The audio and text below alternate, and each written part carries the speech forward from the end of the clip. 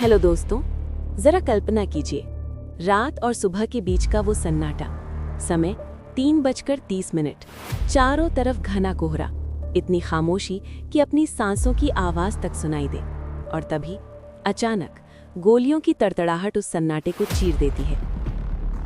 वो ऑपरेशन अभी तक जारी है। 62 घंटे होने वाले हैं इस ऑपरेशन को। At least 4 terrorists have been killed by security forces and 3 security personnel have lost their lives. Lieutenant Colonel Niranjan of the National Security Guard of the NSG died today while defusing explosives during the mopping up operation. Pathankot वायुसेना station पर आतंकवादी हमले में पाकिस्तान की तरफ उंगली उठ रही है। भारत ने पाकिस्तान को आतंकियों के पाकिस्तानी होने के सबूत भी दिए हैं। हमें हिंदुस्तान की तरफ से कुछ लीड्स मिली जिस पे हम तहकीकात कर रहे हैं। The joint investigation team from Pakistan arrived in the national capital on Sunday to probe the deadly terrorist attack on the Pathankot Air Force Base.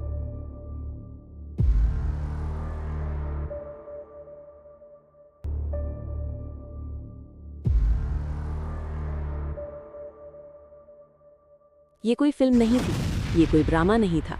ये था 2 जनवरी 2016 जब पठानकोट एयरबेस अचानक एक युद्ध भूमि में बदल गया।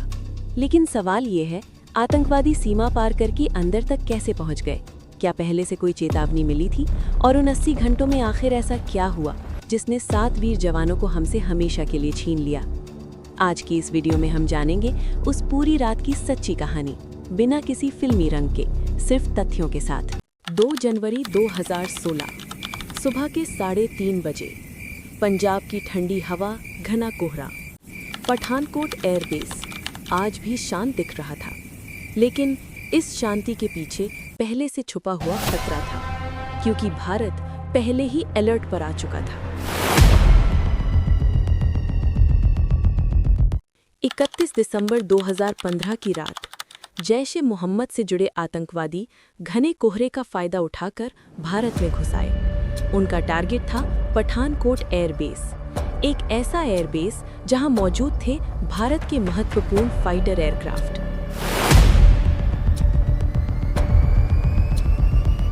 रास्ते में आतंकवादियों ने अगवा किया सलविंदर सिंह। उनकी गाड़ी छीन ली गई, उन्हें बंधक बनाया गया, लेकिन वो किसी तरह बच निकले।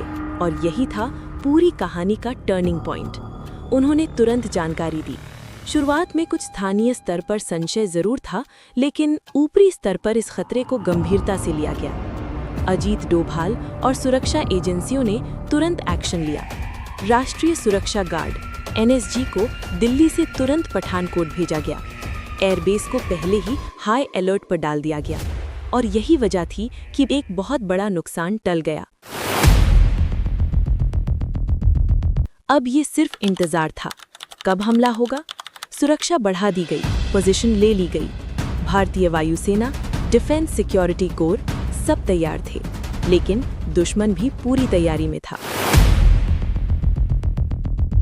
2 जनवरी 2016 सुबह के 3:30 बजे पहली गोली चली, और फिर पूरा एयरबेस युद्ध भूमि बन गया। आतंकवादी ग्रेनेड, AK-47 हर चीज इस्तेमाल कर रहे थे, लेकिन डिफेंस सिक्योरिटी कोर के जवानों ने उन्हें एयरक्राफ्ट जोन तक पहुंचने से रोक दिया। यही वो पल था जिसने देश को बड़े नुकसान से बचा लिया।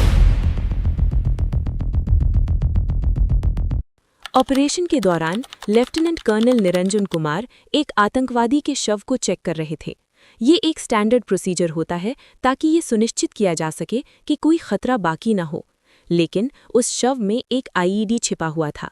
जैसे ही उसे हिलाया गया, जोरदार विस्फोट हुआ और वो वहीं शहीद हो गए। इस ऑपरेशन में भारत ने अपने 7 बहादुर जवान खो दिए। फतेह सिंह, कुलवंत सिंह, संजय कुमार, जगत सिंह, गुरसेवक सिंह, मोहम्मद इम्तियाज, लेफ्टिनेंट कर्नल निरंजन कुमार, इन सब ने अपनी जान देकर देश को बचाया। ये ऑपरेशन लगभग 80 घंटे तक चला। हर बिल्डिंग, हर कोना, क्योंकि आतंकवादी छिपे हुए थे और उनके पास IEDs थे। लेकिन अंत में सभी आतंकवादियों को खत्म कर दिया गया। ये सिर्फ एक ऑपरेशन नहीं था, ये एक चेतावनी थी कि दुश्मन चालाक है, लेकिन भारत तैयार है। वो आए थे भारत को झुकाने, लेकिन वो भूल गए ये वो देश है जहां हर सैनिक आखिरी सांस तक लड़ता है और अगर गिरता है तो इतिहास बन जाता है।